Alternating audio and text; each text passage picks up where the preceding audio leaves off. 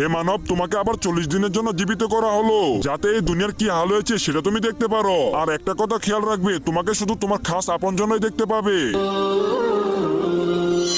আরে ওই তো আমার বন্ধু, ওর সাথে কথা বলি। আরে বন্ধু এইদিকে দেখ, আমি আইছি। বন্ধু কথা শোনোস না? বন্ধু আমার তো মনে হচ্ছে ও আমাকে শুনতে পাচ্ছে না। আরে ওই তো মুস্তাকিমের ছেলে, ওর সাথে কথা বলি। আরে কামরুল শোনো।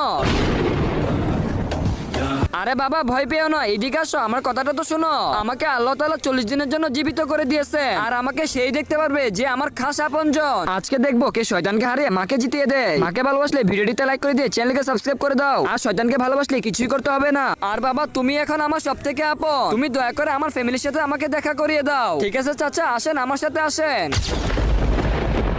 চাচা ওই দেখেন আপনার ছেলে বসে আছে। আরে শান্ত, তুমি এখানে বসে জুয়া খেলতেছো? তুমি কি ভুলে গেছো যে তোমার বাবা কত